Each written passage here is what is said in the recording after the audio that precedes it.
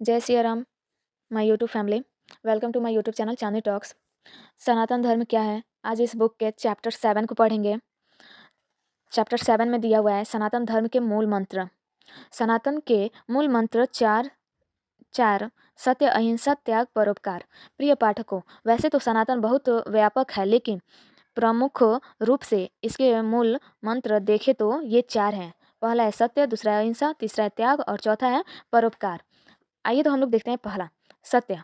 सनातन धर्म सत्य बोलना सिखाता है, क्योंकि साँच बराबर तप नहीं, झूठ बराबर पाप। जाके हृदय साँच है प्रभु, ताके हृदय आप।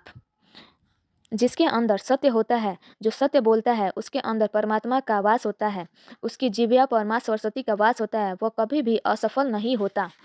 दूसरा हम लोग का अहिंसा। जो जीवों के प्रति दया करता है, हिंसा के प्रति घृणा करता है, अहिंसा का पालन करता है, वह व्यक्ति संसार में महान माना जाता है। वह देवताओं को बहुत प्रिय होता है, उसके ऊपर बहुत दैवीय कृपा होती है। तीसरा हम लोग का त्याग। सनातन धर्म के मूल मंत्रों में एक त्याग है। त्याग की बड़ी महिमा है। भारत त्यागियों का देश है।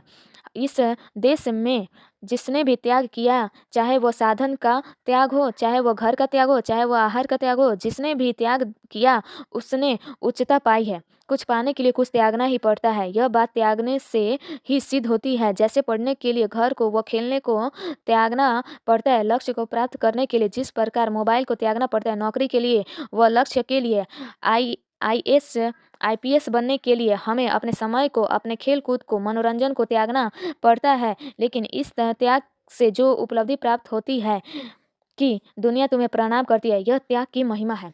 चौथा हम लोग का परोपकार। परोपकार सनातन का मूल मंत्र है। परोपकार का मतलब है आसपास के लोगों को सबल बनाओ, स्वयं भी सबल बनो व राष्ट्र को भी सबल बनाओ। और जीवन का उद्देश्य भी यही होना चाहिए कि आप मानव के काम आए। जो केवल अपने काम आए वह है दानव, लेकिन जो अपने साथ दूसरों के भी काम आए वो कहलाता है मानव। मानव सेवा ही माधव सेवा है। माया के नहीं, माधव के पुजारी।